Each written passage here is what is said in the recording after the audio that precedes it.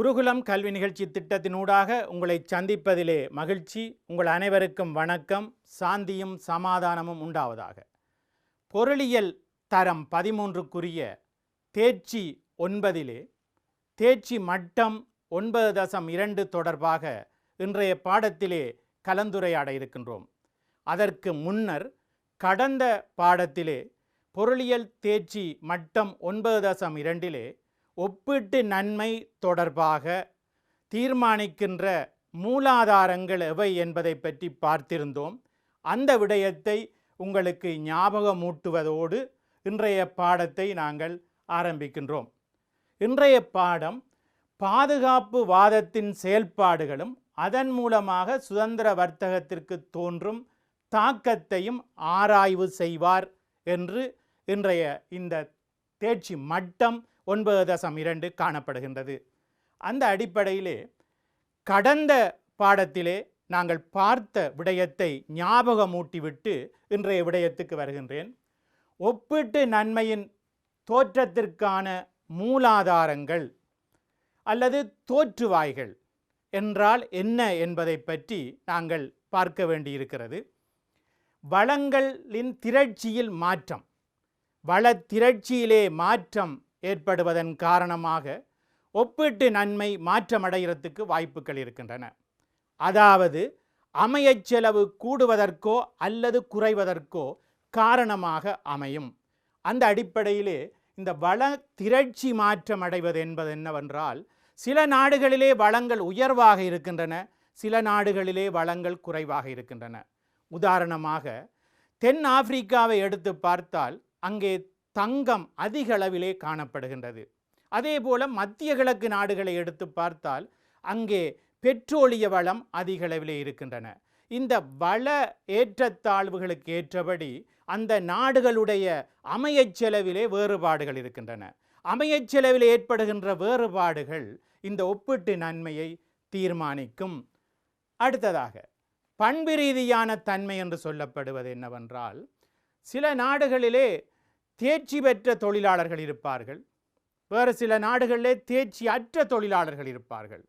தேர்ச்சி பெற்ற தொழிலாளர்கள் இருக்கின்ற போது அந்த நாட்டினுடைய அமையச் செலவு குறைவாகவும், தேர்ச்சி அற்ற தொழிலாளர்கள் இருப்பார்களானால் அமையச் செலவு அதிகமாகவும் இருப்பதற்கு வாய்ப்பு இருக்கின்றது.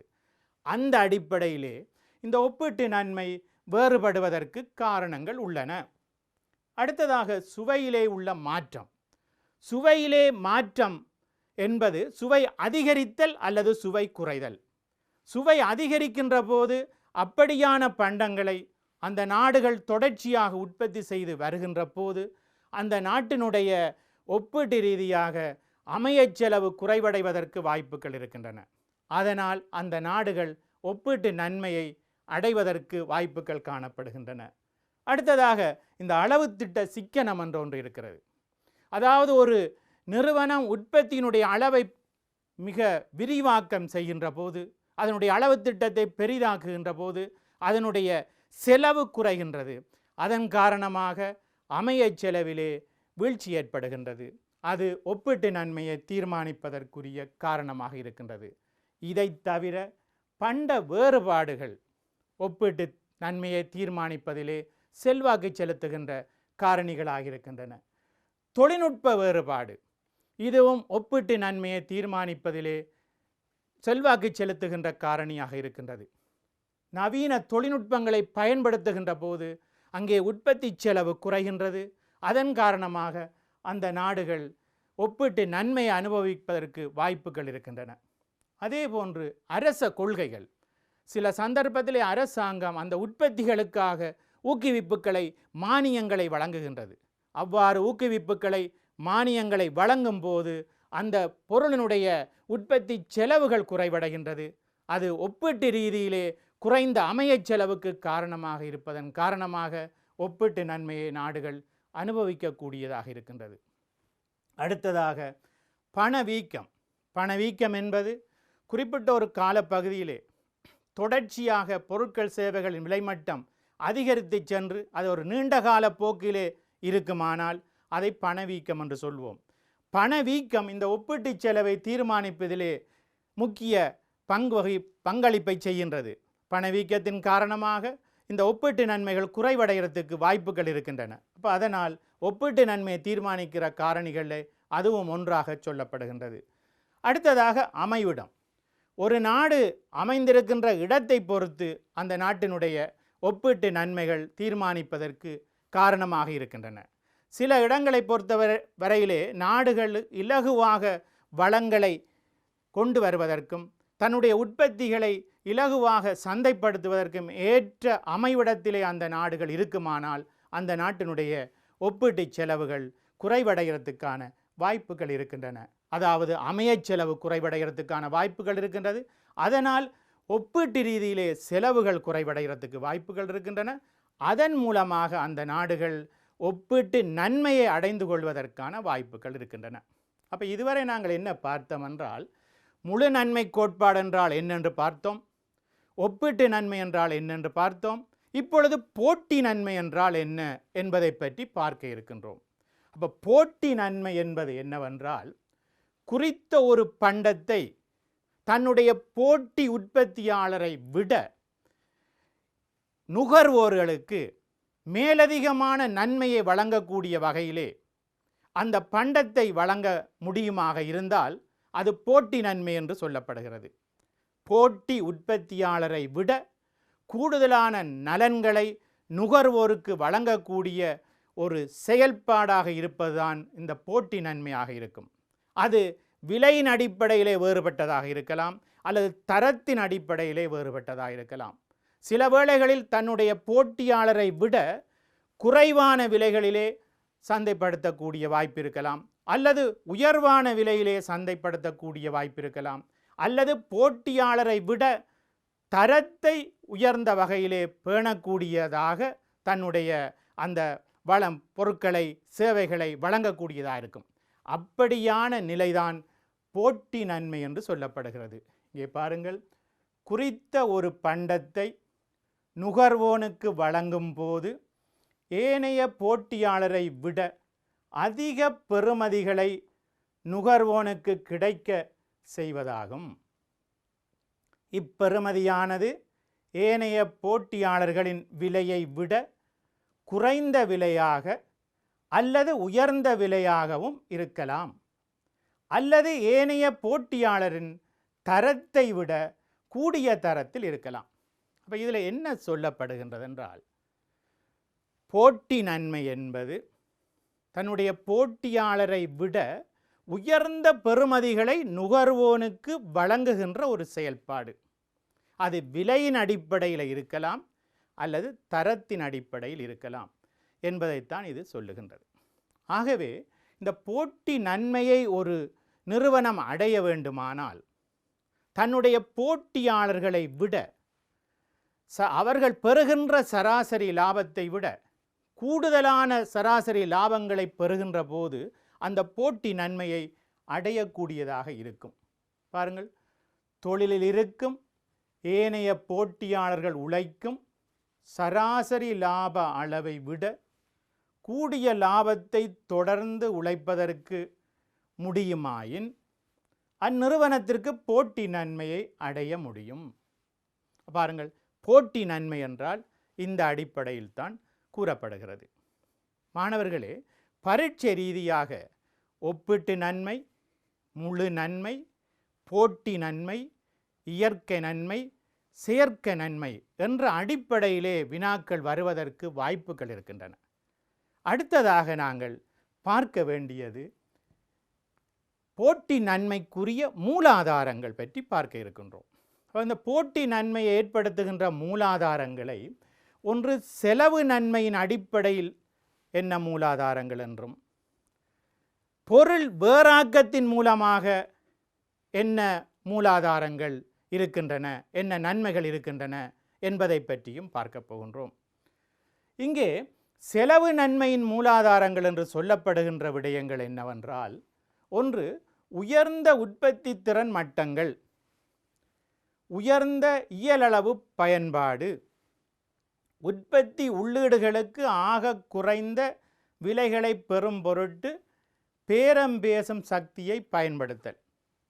அதாவது இந்த செலவை குறைந்த அளவில் பேணக்கூடிய வகையிலே ஒரு நிறுவனம் தன்னுடைய உற்பத்தி செயல்பாடுகளை மாற்றிக்கொள்ளுமாக இருந்தால் அதைத்தான் நாங்கள் சொல்லுகின்றோம் செலவு நன்மையின் மூலாதாரங்கள். செலவின் மூலமாக அந்த நிறுவனங்கள் அடைகின்ற நன்மைகள், செலவு சுருக்கங்களூடாக அந்த நிறுவனம் அடைகின்ற நன்மைகள். அப்படியான அந்த நன்மைகளை அடைகின்ற போது அந்த நிறுவனம் போட்டி நன்மையை ஏற்படுத்தக்கூடியதாக இருக்கும். இதை தவிர இந்த செலவு நன்மையில் இருக்கின்ற இன்னும் சில பகுதிகள் இருக்கின்றன. உற்பத்தி செயல்முறையில் தொழில்நுட்பத்தின் வினைத்திறனான பயன்பாடு, மிகவும் வினைத்திறனான விநியோக மார்க்கங்களை அடைதல், மூலதன உபகரணங்களின் உரிமை, அதாவது கணியனை, ஆராய்ச்சி, சுரங்கத் தொழில், இப்படியான சில மூலதனங்களின் உரிமையை நிறுவனங்கள் கொண்டிருக்குமானால் அந்த நிறுவனங்களுடைய செலவுகள் குறைவதற்கு வாய்ப்புகள் இருக்கின்றன. ஆகவே இந்த செலவு மூலாதாரங்கள் என்ற அடிப்படையில் இந்த விடயங்களை நாங்கள் குறிப்பிட்டோம்.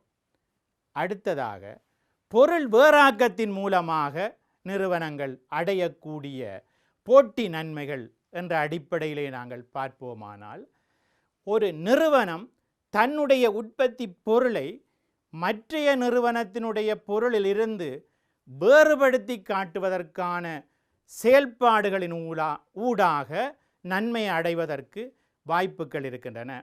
அதற்காக சில விசேடமான வழிமுறைகளை அந்த நிறுவனங்கள் பின்பற்றும். அதி உயர்தரமுடைய பொருட்களாக தன்னுடைய பொருட்களை காட்டிக்கொள்வதற்கான செயல்பாடுகளிலே ஈடுபடும். அதை தவிர வர்த்தக குறியீடுகளை அது பயன்படுத்தி கொள்ளும்.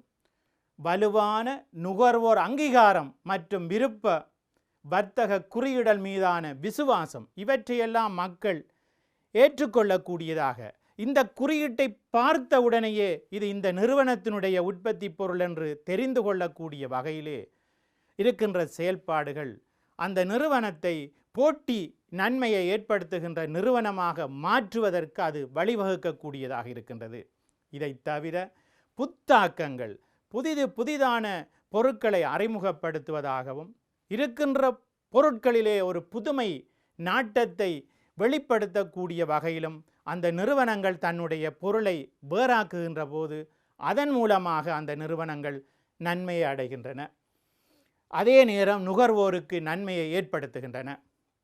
அடுத்ததாக உற்பத்தி மற்றும் புலமை சொத்துக்கள், தொடர்ச்சியான ஊக்குவிப்புகள், அதாவது விளம்பரங்கள், அனுசரணைகள், இவற்றின் ஊடாக எல்லாம் இந்த பொருள் வேறாக்கம் என்ற செயல்பாட்டை ஏற்படுத்தி அதன் மூலமாக போட்டி நன்மையை ஏற்படுத்துகின்றன. அடுத்ததாக நாங்கள் பார்க்க வேண்டிய இன்னொரு விடயம்தான் இயற்கை நன்மை. நாங்கள் முதலே பார்த்தோம் முழு நன்மை, ஒப்பீட்டு நன்மை, போட்டி நன்மை. இப்பொழுது இயற்கை நன்மை என்றால் என்ன என்று பார்க்க வேண்டும். இது என்னவென்றால், உற்பத்தியிலையும் நுகர்விலையும் இயற்கையாகவே அந்த நிறுவனங்களுக்கு வாய்த்திருக்கின்ற சில வசதிகள் தான் அங்கே நன்மைகளாக அமைந்திருக்கின்றன. அதாவது இயற்கையாகவே அந்த நிறுவனத்தினுடைய வள திரட்சி எப்படி இருக்கின்றன, நாடுகளுக்கிடையே உள்ள சுவையிலே வேறுபாடுகள் எவ்வாறு இருக்கின்றன, உற்பத்தி அளவு திட்ட சிக்கனங்களை அந்த நிறுவனம் எந்த அடிப்படையிலே கையாளுகின்றது என்பதை எல்லாத்தையும் பொறுத்து அவை இயற்கையாகவே அமைந்துள்ள நன்மைகளாக கருதப்படுகின்றன. ஆகவே இயற்கை நன்மை என்பது உற்பத்தியையும் நுகர்வையும் அடிப்படையாக வைத்து நாடொன்று இயற்கையாகவே உரிமையாக்கி கொண்ட நன்மைகளாகும். அதற்கான காரணங்களை நாங்கள் பார்ப்போம். ஒன்று, வள திரட்சியினால் அந்த நிறுவனம் இயற்கை நன்மையை அடைந்து கொள்ளுகிறது. நாடுகளுக்கிடையே சுவையில் உள்ள வேறுபாடுகளின் காரணமாக அது தன்னுடைய பொருளை உற்பத்தி செய்வதன் மூலமாக அங்கே இயற்கையாகவே நன்மையை அடைந்து கொள்ளுகின்றது. அடுத்ததாக, உற்பத்தியிலே அளவு திட்ட சிக்கனங்களை பின்பற்றுவதன் காரணமாக குறைந்த செலவிலே அந்த பொருளை உற்பத்தி செய்யக்கூடியதாக இருப்பதன் காரணமாக இயற்கையான நன்மைகளை அந்த நிறுவனம் அடைந்து கொள்ளுகிறது. அடுத்ததாக நாங்கள் செயற்கை நன்மை என்று ஒன்று இருக்கிறது. அது என்றால் என்னென்று பார்ப்போம். பாருங்கள், அப்போ செயற்கை நன்மை என்பது என்னவென்றால் இந்த தொழில்நுட்ப முன்னேற்றத்தின் காரணமாக அந்த நிறுவனம் அடைந்து கொள்ளக்கூடிய நன்மைகளாக அவற்றை குறிப்பிடுகின்றோம். நவீன தொழில்நுட்ப முறைகளை பின்பற்றுகின்ற போது, உற்பத்தியிலே அந்த நவீன தொழில்நுட்ப முறைகளை புகுத்துகின்ற போது அங்கே செயற்கையாக அந்த நிறுவனங்கள் நன்மை அடைகின்றன. அதாவது இந்த தொழில்நுட்ப முன்னேற்றத்தின் காரணமாக பொருள் வேறுபாடு செய்கின்ற முறை, அரச கொள்கையின் காரணமாக அந்த உற்பத்தியிலே அது தனி இடத்தை பிடித்து கொள்ளுகின்ற நிலை, வர்த்தக உடன்படிக்கைகளின் காரணமாக தன்னுடைய பொருளினுடைய உற்பத்தியை சந்தைப்படுத்தலை சரியாக செய்கின்ற முறைகள், இவை போன்ற தாமாகவே உருவாக்கி கொண்ட இந்த நிலைமைகளை தான் பொதுவாக செயற்கை நன்மை என்று சொல்லப்படுகிறது. ஆகவே மாணவர்களே, இந்த சர்வதேச வர்த்தகத்திலே முழு நன்மை, ஒப்பீட்டு நன்மை, போட்டி நன்மை, இயற்கை நன்மை, செயற்கை நன்மை என்ற விடயங்கள் பற்றி நாங்கள் பார்த்திருக்கின்றோம். இனி அடுத்ததாக நாங்கள் பார்க்க இருக்கின்ற விஷயம் பாதுகாப்பு வாதம். இந்த பாதுகாப்பு வாதம் என்றால் என்ன என்பதை பற்றி நாங்கள் இன்றைய பாடத்திலே பார்க்க இருக்கின்றோம். இது என்ன அர்த்தம் என்றால், உள்நாட்டு சந்தைக்குள் வெளிநாட்டு பொருட்கள் எந்தவிதமான தடையுமின்றி நுழைதல், அல்லது வெளிநாட்டு சந்தைக்குள் உள்நாட்டு பொருட்கள் எந்தவிதமான தடையுமின்றி நுழைந்தால் அது சுதந்திரமான வர்த்தகம் என்று சொல்லப்படும். அப்படியான அந்த சுதந்திர வர்த்தகத்திற்கு தடைகளை போட்டால் அதுக்கு பேர்தான் பாதுகாப்பு வாதம் என்று சொல்லப்படும். ஆகவே பாதுகாப்பு வாதம் என்பது என்னவென்றால், வெளிநாட்டிலிருந்து உள்நாட்டு சந்தைக்குள் சுதந்திரமான முறையில் பொருட்கள் நுழைவதையும், உள்நாட்டிலிருந்து வெளிநாட்டு சந்தைக்குள் பொருட்கள் சுதந்திரமான முறையிலே நுழைவதையும் மட்டுப்படுத்துகின்ற செயல்பாடுகள் தான் இந்த பாதுகாப்பு வாதமாக கருதப்படுகிறது. ஆகவே இந்த பாருங்கள், இங்கே உள்நாட்டு சந்தைக்குள் வெளிநாட்டு பொருட்கள் தடையின்றி நுழைவதையும், உள்நாட்டு பொருட்கள் வெளிநாட்டு சந்தைக்குள் தடையின்றி நுழைவதையும் வரையறுக்கும் எந்த ஒரு செயல்பாடும் பாதுகாப்பு வாதம் எனப்படும். ஆகவே இந்த பாதுகாப்பு வாதம் சுதந்திரமான வர்த்தகத்திற்கு முரணானது என்று நினைத்துக் கொள்ளுங்கள். எந்தவிதமான தீர்வைகளோ வரிகளோ கட்டுப்பாடுகளோ இன்றி நாடுகளுக்கிடையிலே பொருட்கள் சேவைகள் பரிமாற்றப்படுமாக இருந்தால் அது சுதந்திர வர்த்தகம் அல்லது கட்டற்ற வர்த்தகம்.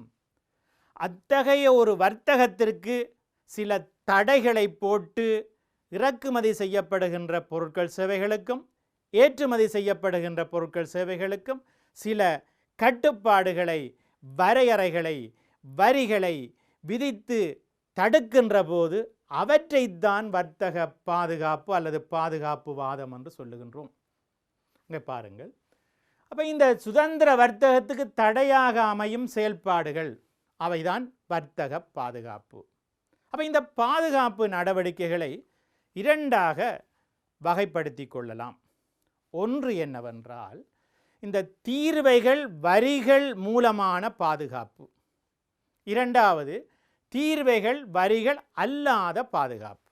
அதைத்தான் இங்கே குறிப்பிட்டிருக்கின்றோம்.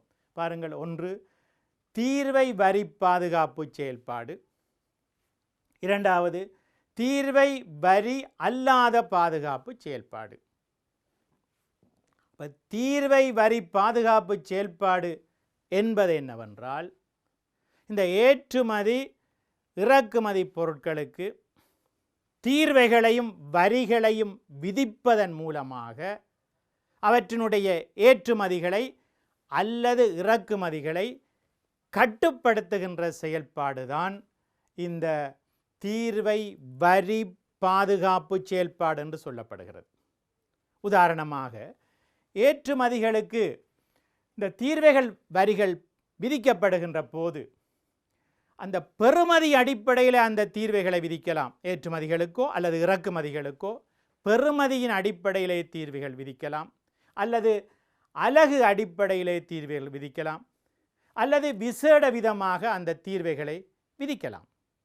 பாருங்கள், தீர்வைகள் விதிக்கப்படும் போது பெறுமதியை அடிப்படையாக கொண்ட பெறுமதி சேர் வரியாகவோ அளவை அடிப்படையாக கொண்ட அலகு வரியாகவோ விசேட வரியாகவோ விதிக்கப்படலாம். அப்போ ஏற்றுமதிகளுக்கு இந்த வரி விதிப்பை வைத்திருக்கின்றது என்று வைத்துக்கொள்வோம். உதாரணமாக, ஒரு நாடு ஏற்றுமதி செய்கின்ற பண்டத்திற்கு இந்த தீர்வைகளை விதித்தால் அந்த பண்டத்தை யார் இறக்குமதி செய்கின்றார்களோ அந்த நாட்டிலே அந்த பண்டத்தினுடைய விலை உயர்வடையும். அதனால் இந்த ஏற்றுமதி செய்கின்ற நாடுகளுடைய ஏற்றுமதி தைரியம் இழக்கப்படும். அப்போ ஏற்றுமதிகள் குறைக்கப்படுவதற்கு வாய்ப்புகள் இருக்கின்றன. இப்போ பாருங்கள், ஏற்றுமதிகள் மீது வரி விதிக்கப்பட்டால் வரியின் காரணமாக அப்பண்ட மீது வெளிநாடுகள் கூடிய விலையை செலுத்த வேண்டி ஏற்படும். ஏற்றுமதி தைரியத்தை இழக்கும். அப்போ ஏற்றுமதிகளுக்கு வரி விதித்தால் ஏற்றுமதிகள் குறைவடையும். அது ஒரு நாட்டினுடைய வருமானத்தை குறைவடைய செய்கிறதுக்கு காரணமாக இருக்கும். இங்கே நாங்கள் பார்க்கின்ற முக்கியமான விடயம் என்னவென்றால், இறக்குமதிகளுக்கு வரி விதித்தால் அவை எவ்வாறு எங்களுடைய உள்நாட்டு உற்பத்தியாளர்களை பாதுகாக்கும் என்ற அடிப்படையிலே தான் இது முக்கியம் பெறுவதாக இருக்கின்றது. அப்போ இறக்குமதிகள் மீது வரி விதிப்பதன் பிரதானமான நோக்கம் என்னவென்றால், உள்நாட்டு உற்பத்தியாளர்களை பாதுகாத்தல். வெளிநாட்டு போட்டி உற்பத்தியாளர்களிடமிருந்து உள்நாட்டு உற்பத்தியாளர்களை பாதுகாக்கின்ற நடவடிக்கை தான் இந்த இறக்குமதி மீது வரி விதிப்பதற்குரிய முக்கியமான காரணமாக இருக்கிறது. இந்த உள்நாட்டு உற்பத்தியாளர் எப்படி பாதுகாக்கப்படுகின்றார்கள் என்பதை பற்றி பார்ப்போமாக இருந்தால், ஒன்று, இந்த நுகர்வோரின் கவனம் உள்நாட்டு உற்பத்திகள் மீது ஈர்க்கப்படுவதற்கு அது வழிவகுக்கின்றது. அடுத்ததாக, உள்நாட்டு உற்பத்திகள் விரிவடைவதற்கு அது காரணமாக இருக்கிறது. அதை தவிர உள்நாட்டு பொருட்களுக்கு விலை உயர்வடைவதற்கு வாய்ப்புகள் இருக்கின்றன. இது என்ன சொல்லப்படுகின்றது என்றால், வெளிநாட்டிலிருந்து இறக்குமதி செய்யப்படுகின்ற பொருட்களுக்கு வரிகள் தீர்வைகள் விதிக்கப்படுகின்ற போது அந்த பொருட்களின் விலைகள் அதிகரிக்கும். அதே நேரம் அந்த பொருட்களோடு ஒப்பிடுகின்ற போது உள்நாட்டு பொருட்கள் மலிவானதாக இருக்கும். அதே நேரம் வரிகள் தீர்வையின் காரணமாக இறக்குமதிகள் குறைவடைவதன் காரணமாக மக்களுக்கு உள்நாட்டு பொருட்களை நுகரக்கூடிய வாய்ப்பு கிடைக்கின்றது. அப்போ உள்நாட்டு பொருட்களுடைய நுகர்விலே அவர்களுடைய ஈடுபாட்டை திருப்புவதற்கு அது வழிவகுக்கின்றது. அந்த விடயம்தான் இங்கே சொல்லப்பட்டிருக்கிறது. இப்பொழுது இந்த வர்த்தக பாதுகாப்பு, பெயரளவிலே பாதுகாப்பு, மெய்ப்பயனுறுதி வாய்ந்த பாதுகாப்பு என்ற அடிப்படையிலே இந்த பாதுகாப்பை நாங்கள் வரைவிலக்கணம் செய்கின்றோம் அல்லது வரையறை செய்கின்றோம். இதிலே இந்த பெயரளவு பாதுகாப்பு என்னவென்றால், ஒரு நாடு இறக்குமதி செய்கின்ற பொருட்களுக்கு தீர்வை வரிகள் விதிக்கப்படுகின்ற போது, அதாவது இறக்குமதி செய்யப்படுகின்ற அந்த இறுதிப் பொருட்களுக்கு தீர்வை வரிகள் விதிக்கப்படுகின்ற போது உள்நாட்டில் அந்த பொருட்களுடைய விலைகள் அதிகரிக்கின்றன. அதன் காரணமாக உள்நாட்டு உற்பத்தியாளர்களும் தங்களுடைய பொருட்களின் விலையை அதிகரிப்பதற்கு வாய்ப்பு இருக்கின்றது. எத்தனை வீதம் வரி விதிக்கப்பட்டதோ அதே அளவு வீதம் உள்நாட்டு பொருட்களுடைய விலைகளும் அதிகரிப்பதற்கு வாய்ப்பு இருக்கிறது. அதைத்தான் பேரளவு பாதுகாப்பு வீதம் என்று நாங்கள் குறிப்பிடுகின்றோம். பாருங்கள், இறக்குமதி தீர்வையை உயர்த்துவதன் விளைவாக உள்நாட்டு உற்பத்தி பொருட்களுக்கு இறக்குமதி செய்யப்படும் பொருட்களின் விலை உயர்வின் வீதத்தின் மூலம் பெறப்படும் பாதுகாப்பானது பெயரளவு பாதுகாப்பு வீதம் என்று அழைக்கப்படுகின்றது. அப்போ இந்த பெயரளவு பாதுகாப்பு வீதம் என்பது என்னவென்றால், வெளிநாட்டிலிருந்து இறக்குமதி செய்யப்படுகின்ற பொருட்களுக்கு தீர்வை வரிகள் உயர்த்தப்படுகின்ற போது அந்த பொருட்களின் விலைகள் அதிகரிக்கும். அதே அளவுக்கு உள்நாட்டு பொருட்களின் விலையும் அதிகரிக்கும். அதற்கு பெயரளவு பாதுகாப்பு வீதம். இந்த பெயரளவு பாதுகாப்பு வீதம் உண்மையான பாதுகாப்பு வீதமாக இருக்க முடியாது. அது இறுதி பொருளினுடைய விலையில ஏற்பட்ட அதிகரிப்பாகத்தான் இருக்கும். ஆகவே இதை ஒரு வரைபடத்தினூடாக நாங்கள் பார்ப்போம். இங்கே பாருங்கள், இங்கே டி என்று போடப்பட்டிருக்கின்ற கேள்விக்கோடு உள்நாட்டு கேள்விக்கோடு, எஸ் என்று வரையப்பட்டிருக்கின்ற நிரம்பல் கோடு உள்நாட்டு நிரம்பல் கோடு. ஒரு எந்தவிதமான தடையும் இல்லாமல் சுதந்திரமான வர்த்தகம் நடைபெறுகின்ற போது நாங்கள் இறக்குமதி செய்கின்ற பொருள் இறக்குமதி செய்யப்பட்டால் இந்த P2 என்ற விலையிலே எவ்வளவு வேண்டுமானாலும் இறக்குமதி செய்யலாம். இந்த சந்தர்ப்பத்திலே உள்நாட்டு நுகர்வினுடைய அளவு இந்த Q3 என்ற அளவிலே உள்நாட்டிலே நுகர்வு காணப்படும். P2 என்ற விலையிலே உள்நாட்டு நுகர்வு Q3 என்ற அளவிலே காணப்படும்.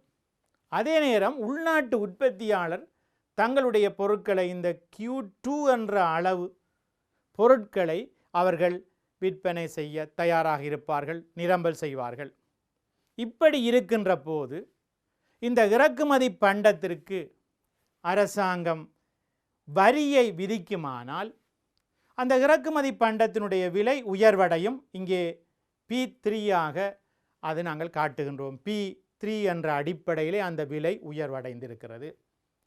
இப்பொழுது இந்த விலை உயர்வடைவதன் காரணமாக உள்நாட்டிலே நுகர்வினுடைய அளவு Q4 Q4 என்ற அளவிலே நுகர்வு காணப்படுகிறது.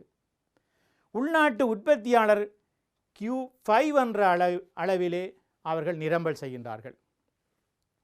ஆகவே இந்த உள்நாட்டு உற்பத்தியாளருக்கு என்ன நன்மை கிடைத்தது என்று பார்த்தால், இந்த P2லே இருந்த விலையை P3 ஆக உயர்த்தக்கூடியதாக இருந்தது.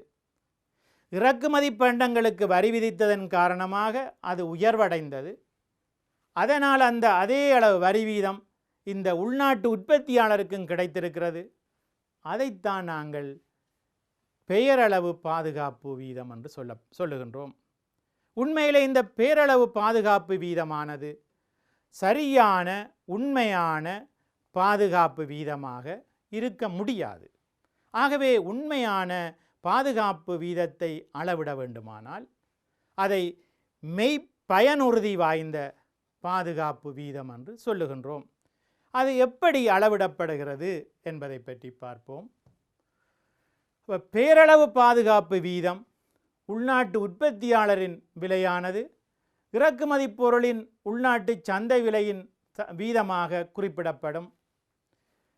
பேரளவு பாதுகாப்பு வீதம் உள்நாட்டு பொருளின் மீது கிடைக்கும் உண்மையான பாதுகாப்பின் அளவை சரியாக காட்டாது. இதைத்தான் நாங்கள் ஏற்கனவே பார்த்தோம். அப்போ பேரளவு பாதுகாப்பு வீதம் உண்மையான பாதுகாப்பு வீதமாக அது இருக்காது. இறக்குமதி செய்யப்படுகின்ற பண்டங்களுக்கு எந்த அளவிலே விலை அதிகரிக்கின்றதோ அதே சதவீதத்திலே உள்நாட்டு பொருட்களுக்கும் விலை அதிகரிப்பதைத்தான் நாங்கள் பேரளவு பாதுகாப்பு வீதம் என்று சொல்லுகின்றோம். அது உண்மையான பாதுகாப்பு வீதமாக இருக்க முடியாது. ஆகவே இந்த உண்மையான பாதுகாப்பு வீதத்தை அளவிட வேண்டுமானால் அதை நாங்கள் சொல்லுகின்றோம் மெய்ப்பயனுறுதி வாய்ந்த பாதுகாப்பு வீதம். அப்போ இந்த மெய்ப்பயனுறுதி வாய்ந்த பாதுகாப்பு வீதம் என்பது எஃபெக்டிவ் ரேட் ஆஃப் ப்ரொடெக்ஷன் என்று குறிப்பிடுவார்கள். அப்போ இது என்னத்தை குறிக்கின்றதென்றால், உற்பத்தியாளருக்கு கிடைக்கும் உண்மையான பாதுகாப்பின் அளவை கணிப்பீடு செய்வதற்கு பயனுறுதி வாய்ந்த பாதுகாப்பு வீதம் பயன்படுத்தப்படும். அப்போ இந்த பாதுகாப்பு வீதம் என்ன என்பதை பற்றி ஓர் உதாரணத்தின் மூலமாக நாங்கள் பார்ப்பது மிக பொருத்தமாக இருக்கும். ஏனென்றால் இந்த மெய்ப்பயனுறுதி வாய்ந்த பாதுகாப்பு வீதம் கூட்டிய பெறுமதிகளின் அடிப்படையிலே கணிப்பிடப்படுகிறது.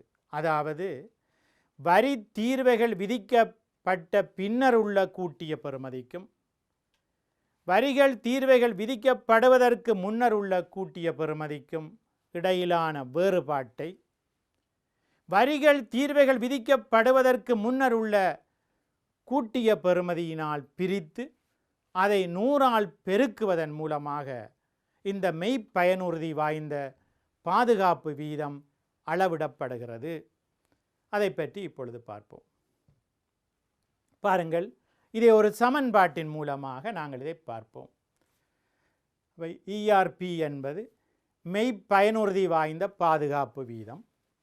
இங்கே V1 என்பது தீர்வை வரி விதித்த பின்னர் உள்ள உள்நாட்டு உற்பத்தியின் கூட்டிய பெறுமதி. இங்கே VO என்பது தீர்வை வரி விதிக்க முன்னர் உள்ள உள்நாட்டு உற்பத்தியின் கூட்டிய பெறுமதி. இந்த சமன்பாட்டை பயன்படுத்தி நாங்கள் இந்த மெய்ப்பயனுறுதி வாய்ந்த பாதுகாப்பு வீதத்தை அளவிட முடியும்.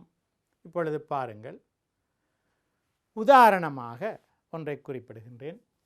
இலங்கையில் குடை உற்பத்தி செய்யும் நிறுவனம் ஒன்று ஒரு குடையை ரூபாய் 1200 விலையில் விற்பனை செய்வதாக கருதுக. அக்குடையை உற்பத்தி செய்வதற்கு தேவையான உள்ளீடுகளை, அதாவது துணி, குடை கம்பிகள் ஆகியவற்றை இறக்குமதி செய்வதற்காக ரூபாய் 400 செலவாகியதாக கருதுக. இந்த நிலையில் இவ்வுற்பத்தி நிறுவனத்தின் கூட்டிய பெறுமதி என்று நாங்கள் பார்ப்பது என்னவென்றால், இந்த மொத்த விற்பனை பெறுமதி 1200. அதில் இருந்து இந்த உள்ளீடுகள் எவ்வளவு செலவாகி இருக்கின்றதோ 400, அதை கழித்தால் வருவதுதான் கூட்டிய பெறுமதி. ஆகவே பாருங்கள், நிறுவனத்தின் கூட்டிய பெறுமதி 1200 - 400, ஆகவே 800 ரூபாய் ஆகும். இப்போ 1200 ரூபா பெறுமதியான ஒரு குடையை இந்த நிறுவனம் விற்பனை செய்கிற விலை 1200 ரூபாயாக இருக்கிறது. அந்த நிறுவனம் அந்த பொருளை உற்பத்தி செய்வதற்கு பயன்படுத்திய உள்ளீடுகளினுடைய பெறுமதி 400 ரூபாவாக இருக்கிறது. ஆகவே அந்த நிறுவனத்தினுடைய கூட்டிய பெறுமதி என்பது 800 ரூபாவாகும் என்பது இங்கே குறிப்பிடப்பட்டிருக்கு. இப்பொழுது பாருங்கள், உள்நாட்டிலே அந்த குடை 1200 ரூபாய்க்கு விற்பனை செய்யப்படுகின்ற போது அதே தரமான குடை இறக்குமதி செய்யப்படுகின்றது என கருதி கொள்வோம். அந்த இறக்குமதியினுடைய குடையும் 1200 ரூபாய்க்கு விநியோகிக்கப்படுவதாக கருதி கொள்ளுங்கள். அதுதான் இங்கே பாருங்கள், இத்தோடு உள்நாட்டு நிறுவனம் உற்பத்தி செய்யும் குடைகளுக்கு சமனான குடைகளை இறக்குமதி செய்வதுடன் அதுவும் ரூபாய் 1200 விலைப்படி விநியோகிக்கப்படுவதாக கருதுவோம். அப்போ உள்நாட்டு குடை உற்பத்தி நிறுவனத்தின் கூட்டிய பெறுமதி ஏதாவது ஒரு காரணத்தினாலே, நாங்கள் ஏற்கனவே பார்த்தோம் உள்நாட்டு நிறுவனத்தில் கூட்டிய பெறுமதி 800 ரூபாய். அந்த 800 ரூபாய் ஏதாவது ஒரு காரணத்தினாலே அதிகரிக்குமாக இருந்தால் இங்கே உள்நாட்டு உற்பத்தியாளருடைய உற்பத்தி பெறுமதியினுடைய அளவு உயர்வடையும். ஆனால் இறக்குமதி செய்யப்பட்ட குடை 1200 ரூபாவாகவே காணப்படும். இறக்குமதிகளோடு இப்பொழுது போட்டி போட முடியாத ஒரு நிலை காணப்படும். இந்த நிலையிலே இந்த உள்நாட்டு உற்பத்தியாளரை பாதுகாப்பதற்காக வரி விதிக்கப்படுவதாக கருதி கொள்வோம். பாருங்கள், உள்நாட்டு குடை உற்பத்தி நிறுவனத்தின் கூட்டிய பெறுமதி ஏதாவது ஒரு காரணத்தினால் ரூபாய் 800 விட கூடினால் குடையின் பெறுமதி 1500 விட அதிகரிப்பதனால் இறக்குமதியுடன் போட்டியிட முடியாத நிலை தோன்றும். இதனால் உள்நாட்டு உற்பத்தியை பாதுகாப்பதற்காக இறக்குமதி மீது 10% இறக்குமதி தீர்வை விதிப்பதாக கருதி கொள்வோம். இப்பொழுது பாருங்கள், இறக்குமதி செய்யப்பட்ட குடையின் விலை 1200, உள்நாட்டு குடையின் விலையும் 1200. உள்நாட்டு கூட்டிய பெறுமதி ஏதாவது ஒரு காரணத்தினால் அதிகரித்தால் உள்நாட்டு குடையின் விலை அதிகரிக்கும். ஆகவே அந்த சந்தர்ப்பத்தில் வெளிநாட்டு குடைகளோடு போட்டி போட முடியாத ஒரு நிலை உருவாகும். இந்த நிலையை தவிர்ப்பதற்காக இறக்குமதி செய்கின்ற குடைகளுக்கு 10% தீர்வை வரி விதிப்பதாக கருதுவோம். இப்பொழுது அந்த 10% தீர்வை வரி விதித்தால் எவ்வாறு விலை இருக்கும் என்று பாருங்கள். தீர்வை வரி விதிப்பதற்கு முன்னர் உள்ள இறக்குமதி குடையினுடைய விலை ரூபாய் 1200. இப்பொழுது 10% தீர்வை வரி விதிக்கப்படுது என்று வைத்துக்கொள்வோம். அப்போ தீர்வை வரியினுடைய அளவு இங்கே 1200 தர 100க்கு 10%, ஆகவே 120 ரூபாய் வரி தீர்வை வரியினுடைய அளவு. அப்போ தீர்வை வரியினுடைய அளவை குடையினுடைய 1200ஓடு நாங்கள் கூட்டிவிட்டால் இப்பொழுது அந்த குடையின் இறுதி பெறுமதி 1320 ரூபாவாக இருக்கும். ஆக பாருங்கள், தீர்வை வரிக்கு பின்னர் இறக்குமதி குடையினுடைய விலை 1320. இவ்வாறு இருக்கின்ற இந்த சந்தர்ப்பத்திலே உள்நாட்டு குடையினுடைய விலையும் அதே மட்டத்துக்கு 1320க்கு உயர்வடைய வாய்ப்பு தோன்றும்.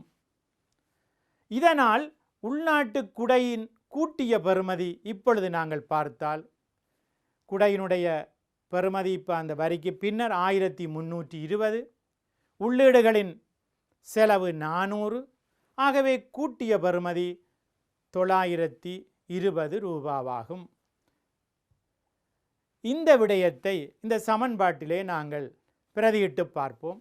பாருங்கள், அந்த 10% வரி விதிக்கப்பட்ட பின்னர் உள்நாட்டு கூட்டிய பெறுமதியினுடைய அளவு 920. தீர்வை வரி விதிக்கப்படுவதற்கு முன்னர் உள்நாட்டு உற்பத்தியின் கூட்டிய பெறுமதி 800. கீழே இருக்கின்ற 800 தீர்வை வரி விதிக்கப்படுவதற்கு முன்னர் உள்ள கூட்டிய பெறுமதி. ஆகவே இந்த சமன்பாட்டின்படி நாங்கள் பார்த்தால் பெயரளவு பயனுறுதி வாய்ந்த பாதுகாப்பு 15% காணப்படுகிறது. அதாவது மெய்ப்பயனுறுதி, பேரளவு பயனுறுதி வாய்ந்த 10% பாதுகாப்பு, இப்பொழுது மெய்ப்பயனுறுதி வாய்ந்த பாதுகாப்பு 15% காணப்படுகிறது இந்த சமன்பாட்டின்படி. ஏனென்றால் குடைக்கு 10% வரி விதிக்கப்பட்டது என்று பார்த்தோம். அந்த 10% வரி பேரளவு பாதுகாப்பாக இருக்கிறது. உண்மையான பாதுகாப்பு, அதாவது மெய்ப்பயனுறுதி வாய்ந்த பாதுகாப்பை அளவிட வேண்டுமானால் இந்த சமன்பாட்டின் ஊடாக அளவிட வேண்டும்.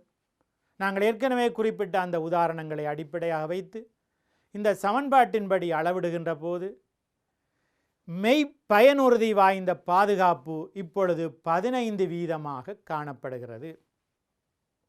அப்போ இந்த 15% உண்மையாகவே இது மெய்ப்பயனுறுதி வாய்ந்த பாதுகாப்பு வீதமாக இருக்க வேண்டுமானால் உள்ளீடுகள், இறக்குமதி செய்யப்பட்ட உள்ளீடுகளுக்கு வரி விதிக்கப்படாத சந்தர்ப்பத்திலே இறுதி உற்பத்திக்கு மட்டும்தான் வரி விதிக்கப்பட்டிருக்குமானால் இது உண்மையான பாதுகாப்பு வீதமாக இருக்கும், உண்மையான மெய்ப்பயனுறுதி வாய்ந்த பாதுகாப்பு வீதமாக இருக்கும். ஆனால் இறக்குமதி உள்ளீடுகளுக்கும் வரி விதிக்கப்பட்டு இறுதி உற்பத்திகளுக்கும் வரி தீர்வைகள் விதிக்கப்பட்டிருக்கின்ற நேரத்திலே இந்த பாதுகாப்பு வீதம் உண்மையான பாதுகாப்பு வீதமாக இருக்க முடியாது.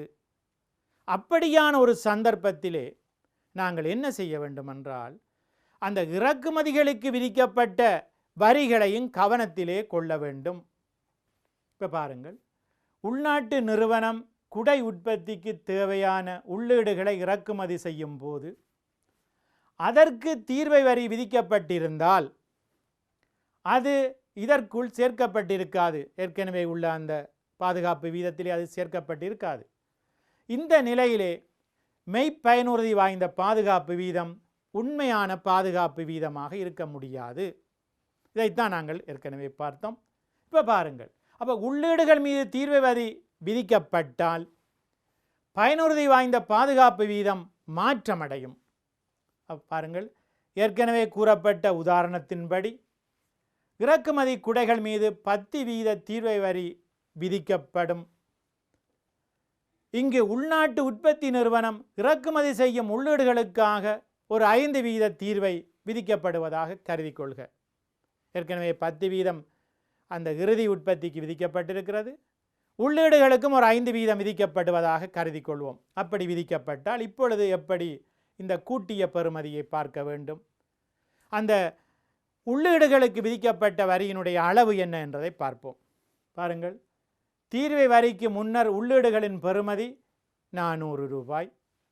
இப்பொழுது அந்த தீர்வை உள்ளீடுகளுக்கும் தீர்வை வரி விதிக்கப்பட்டிருக்கு, 5% விதிக்கப்பட்டிருக்கிறது. அப்போ உள்ளீடுகளுக்கு தீர்வை வரி இப்போ 400 ரூபாவுக்கு 100க்கு 5% வரி விதிக்கப்பட்டிருக்கு. ஆகவே 20 ரூபாய் வரியாக இங்கே காணப்படுகிறது. இப்பொழுது தீர்வை வரிக்கு பின்னர் உள்ளீட்டின் பெறுமதி என்னவென்றால், முன்னர் 400 ரூபாய் இருந்த உள்ளீடு இப்பொழுது 420 ரூபாவாக காணப்படுகிறது. ஆகவே இந்த விடயத்தை அடிப்படையாக கொண்டு நாங்கள் கூட்டிய பெறுமதியை கணிப்பிட வேண்டும்.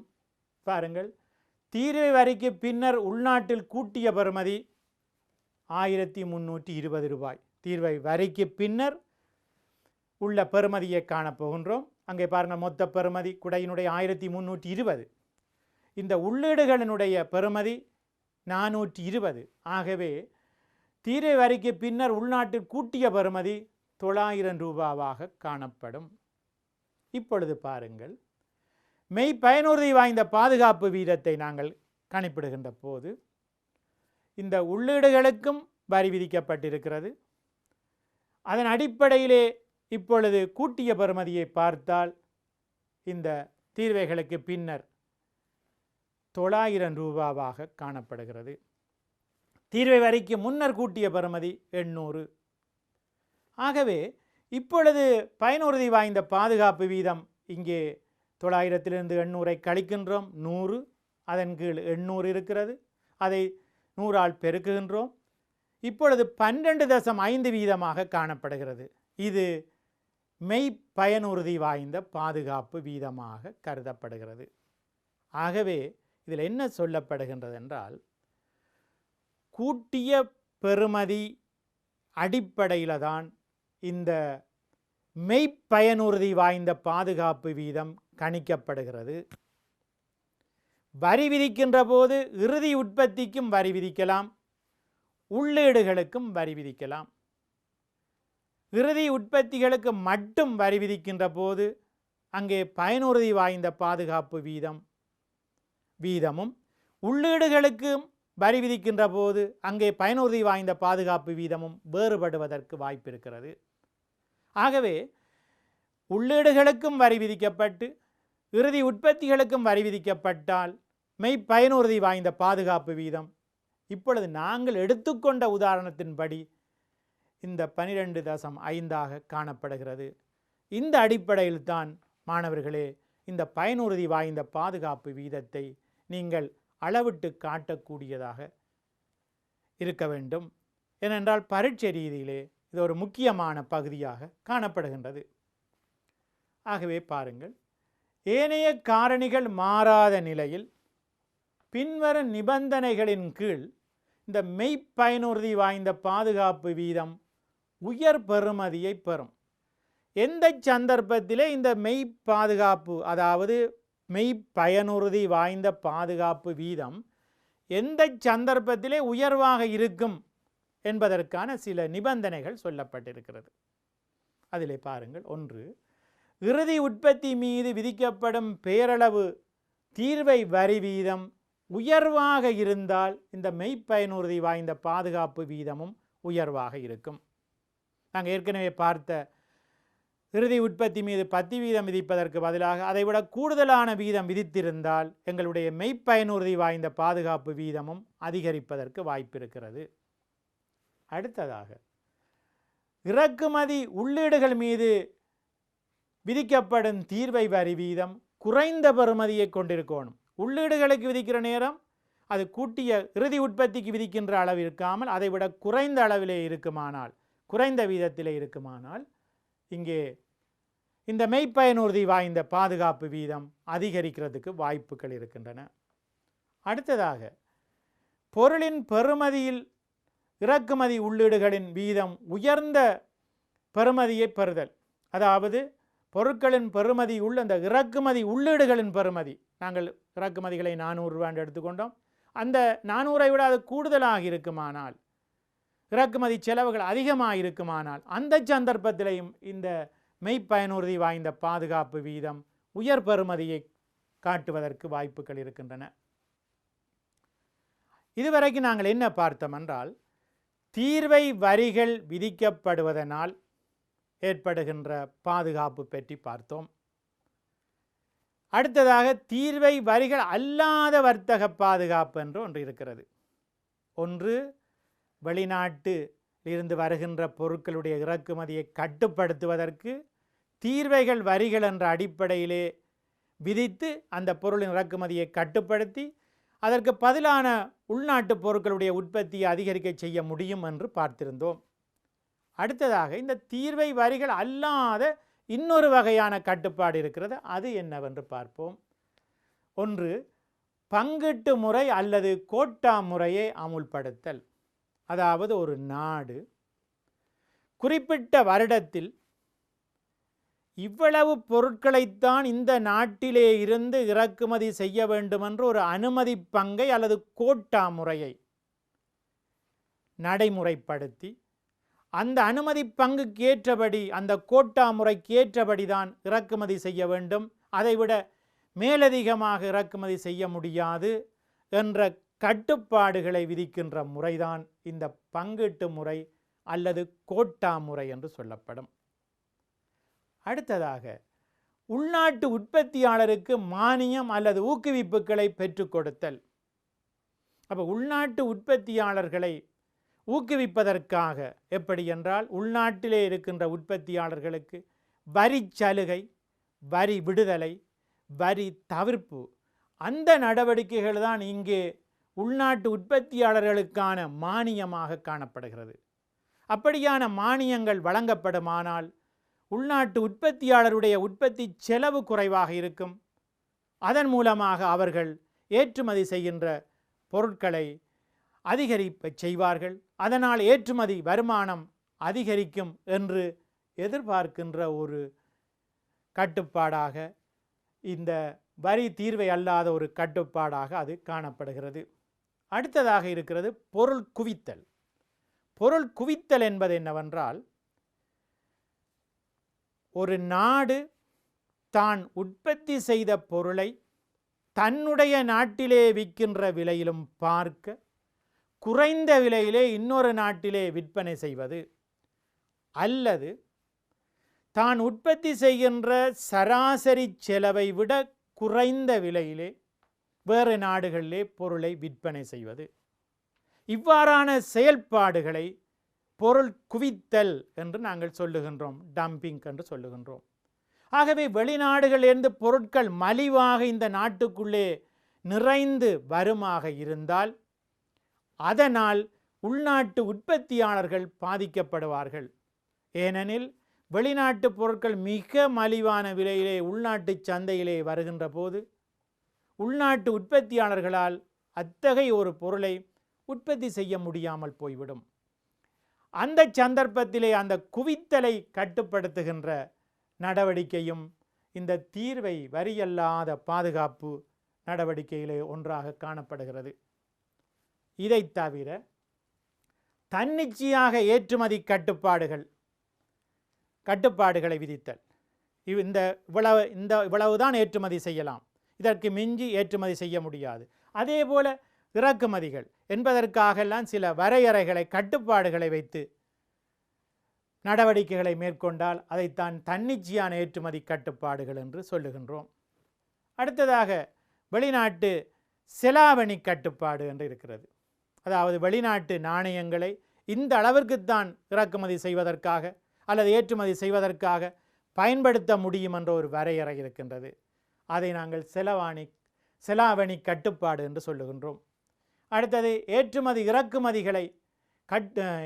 இறக்குமதி கட்டுப்பாடுகளை விதித்தல். இவ்வளவுதான் ஏற்றுமதி செய்ய வேண்டும் அல்லது இவ்வளவுதான் இறக்குமதி செய்ய வேண்டும் என்று நேரடியான சில கட்டுப்பாட்டு முறைகள் இருக்கின்றன. அந்த கட்டுப்பாட்டு முறைகளை பின்பற்றி இந்த சர்வதேச வர்த்தக பாதுகாப்பை ஏற்படுத்த முடியும்.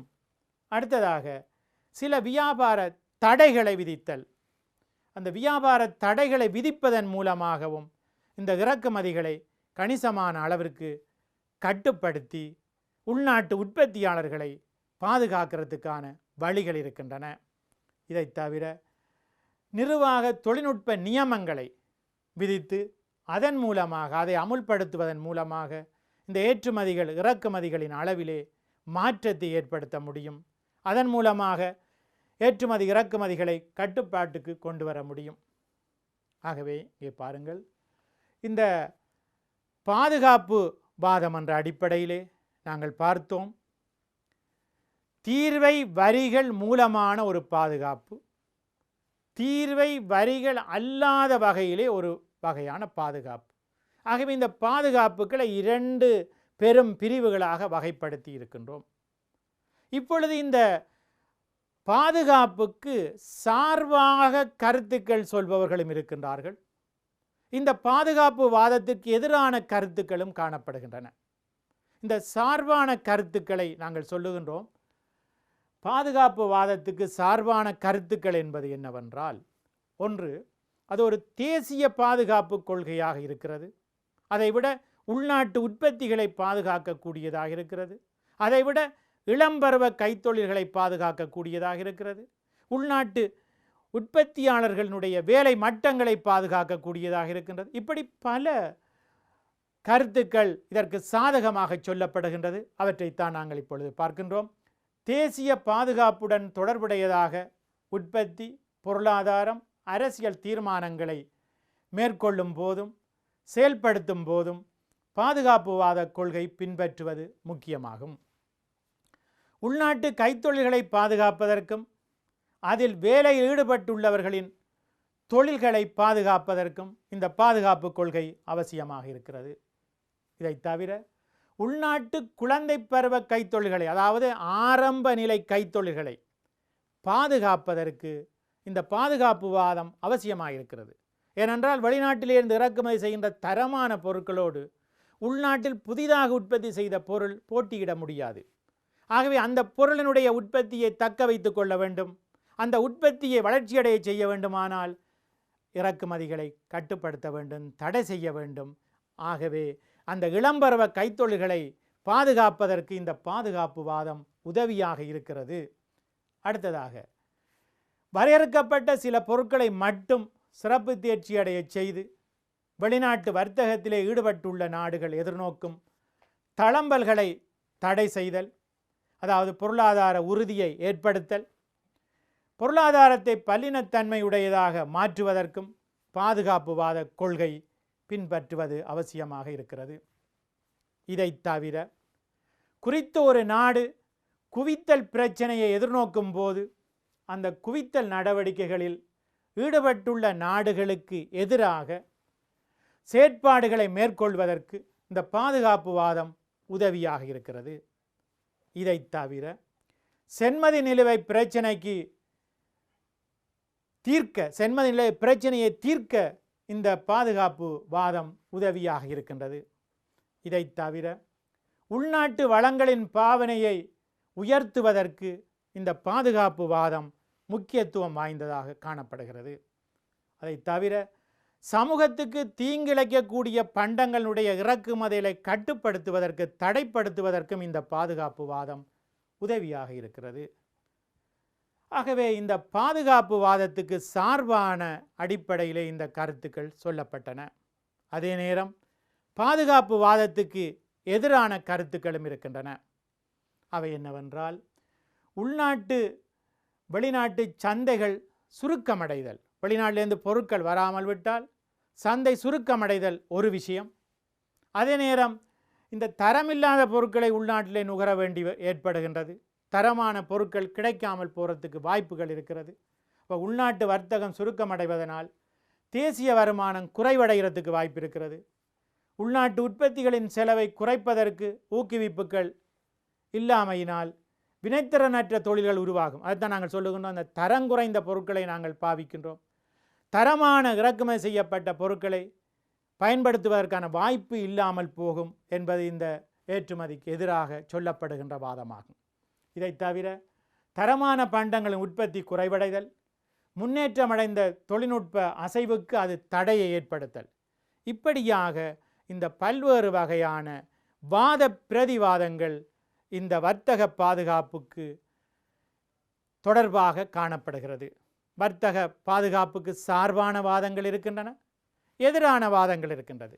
அதாவது இறக்குமதி செய்யப்படுகின்ற பொருட்களை கட்டுப்படுத்துவதுக்கு சார்பான கருத்துக்கள் சொல்பவர்களும் இருக்கின்றார்கள். இந்த இறக்குமதி பொருட்களை கட்டுப்படுத்தாது தாராளமாக உள்ளுக்குள்ளே வரவிட வேண்டும் என்று சொல்லுகின்ற எதிரான கருத்துக்களை தெரிவிப்பவர்களும் இருக்கின்றார்கள். இதுவரை வர்த்தக பாதுகாப்பு தொடர்பாக சாதக பாதக விடயங்களை பற்றி நாங்கள் பார்த்திருந்தோம். அன்புள்ள மாணவர்களே, இந்த நிகழ்ச்சியை நீங்கள் இத்தோடு மட்டுமன்றி என்னை யூடியூப் சேனல் மூலமாக பல தடவை உங்களுக்கு பார்ப்பதற்கான வாய்ப்புகள் இருக்கின்றன. அவ்வாறு பார்ப்பதன் மூலமாக இந்த பாடத்தை தெளிவாக உங்களால் விளங்கிக் கொள்ள முடியும் என்று நம்புகின்றேன். ஆகவே இதுவரை இந்த நிகழ்ச்சிகளை பார்த்த உங்கள் அனைவருக்கும் நன்றி, வணக்கம்.